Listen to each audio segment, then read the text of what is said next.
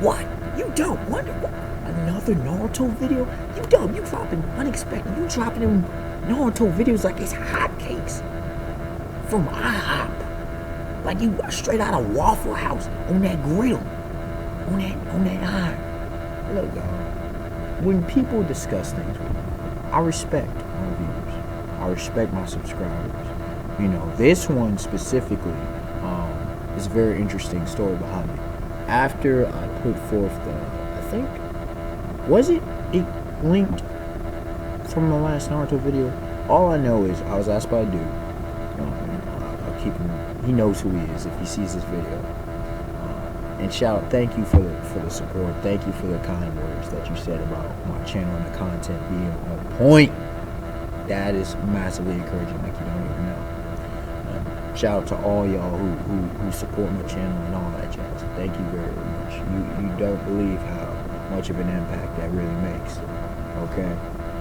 And why I keep doing this. Now, he had asked me this complicated I told him simple. Pretty much he was asking me about the philosophies of Naruto, pretty much what Sage 6 past, the whole Indra and Ashra. I'm like, whoa, you doing too much. And besides, I'm like, yo, can you simplify that? And he told me, and then I'm like, haven't people already done those kind of videos? But he was saying he wanted my thoughts, okay? Pretty much, he wants my thoughts on Ninshu. And for those who are not familiar with the term, Ninshu was pretty much the ideology and philosophy that the Sage of Six Paths, who I thank you for reminding me of his actual name because I always forget his name, okay? Hogoromo. What he was proposing. Now, I will break that down, Ninshu, into 3 different parts and then give my final analysis because, I think I'm qualified, being someone who studies various philosophies, someone who's adamant about fiction and not just who has a fan, but literally goes in depth with these things. Someone who's also a writer, someone who you could say is a philosopher, if you will, about Ninshu, the school of thought. Excuse me. First off, we will begin with what was presented by Hogoromo himself, the aftermath, if you will, of it, and what was presented at the end of the story with Uzumaki Naruto. Okay. And then my overall, my overall analysis as far as the thoughts about Ninshu itself. Ninshu was presented near the end of the story. That in of itself you can say is a flaw. Ninshu should have been presented way much earlier. At least early post time skip. At least. If not before. Ninshu, with all these ancient writings and stuff, someone should have known, there should have been knowledge passed down. That's on Kishimoto. Kishimoto should have had that kind of knowledge passed down. At least in some form of mythology. We had all this other mythology. What about this whole Ninshu situation? Come on now. A school of thought. If you go by, for example, Chinese, Japanese history, that junk is written down and passed down. Pure and simple. You go by folklore, mythology, this stuff, legends, all this tall tales, various things are passed down. Oral traditions are passed. Something should have been there. You can say, well, it was ninjutsu. Ninjutsu was not that. Okay? Ninjutsu originally was, and I'm going to deal with Ninshu itself, but I have to lay the basis, the foundation, understand this. Ninjutsu was along with genjutsu and taijutsu. It was a form of fighting. It was not philosophy, okay? It wasn't even about being a full-blown martial arts. It was a more or less power, ability, and fighting style. It wasn't even the martial arts aspect.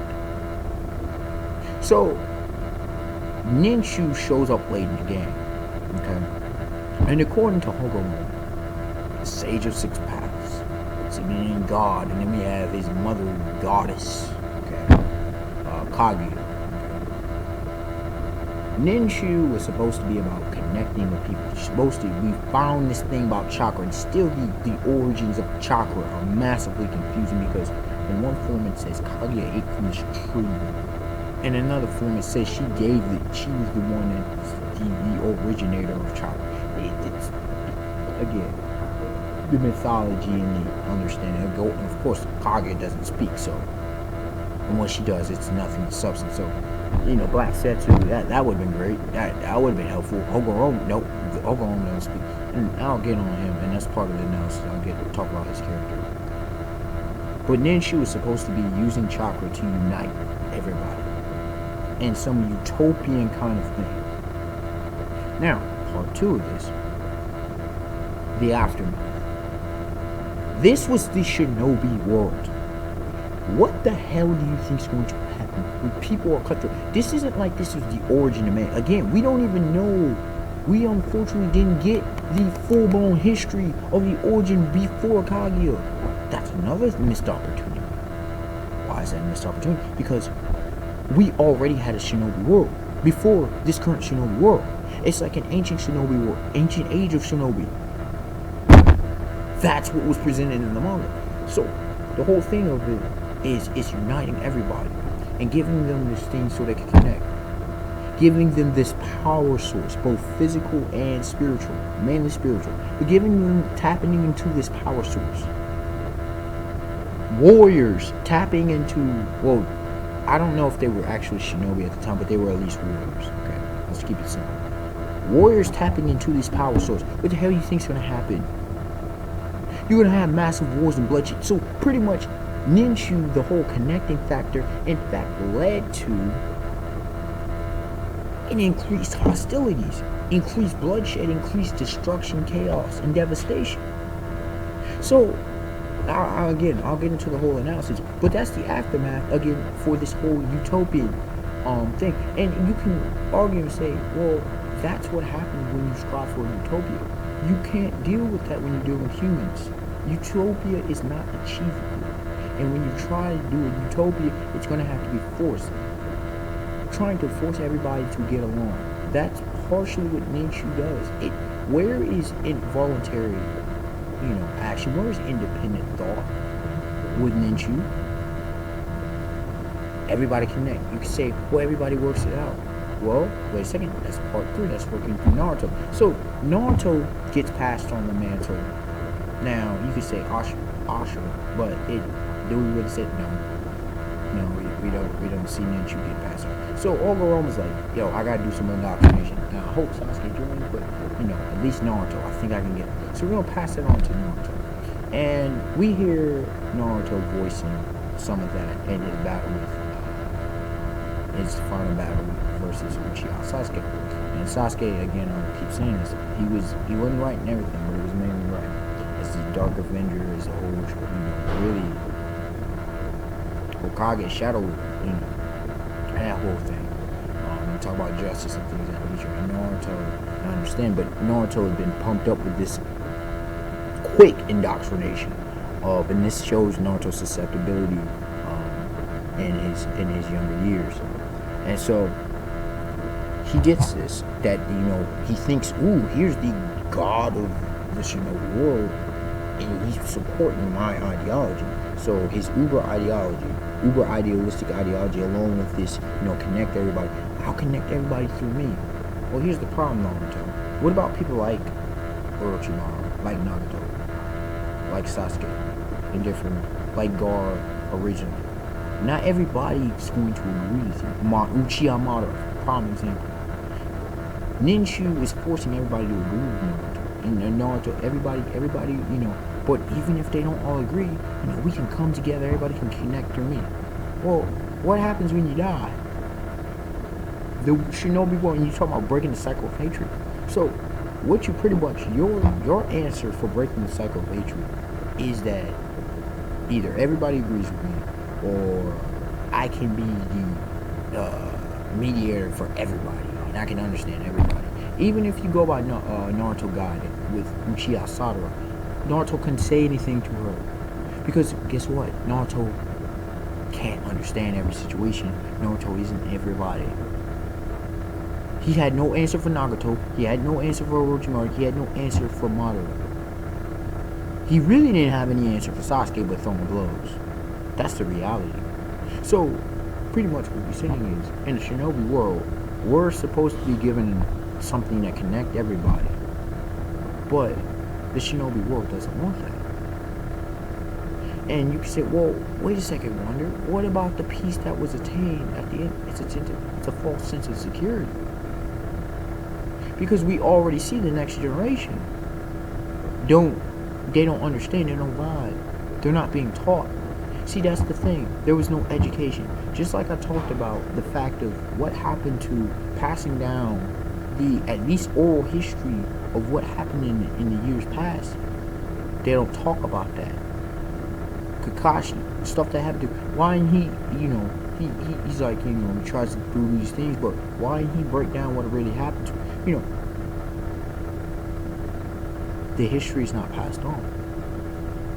Ninshu, this whole connection thing, that's great and dandy, but you're not dealing with the actual issue. So pretty much, when you looked at it, Ninshu was a band-aid that actually caused a greater gaping hole to be infected. That's what it did. It would, we're going to try to wrap in gauze, but instead of, actually, sewing it up, we're just going to leave that wound open and infest her. And that's what you have with Ninshu. Ninshu was a weak, horrible philosophy because it was utopian in mindset. It didn't recognize the reality of the Shinobi world. It didn't put forth a thought towards the future. It was always about the present. If you ever notice, everyone who's promoting Ninshu is about present, present, present. That doesn't work. It never works. That's no different than hedonism and why hedonism doesn't work. Okay? Take all that into consideration.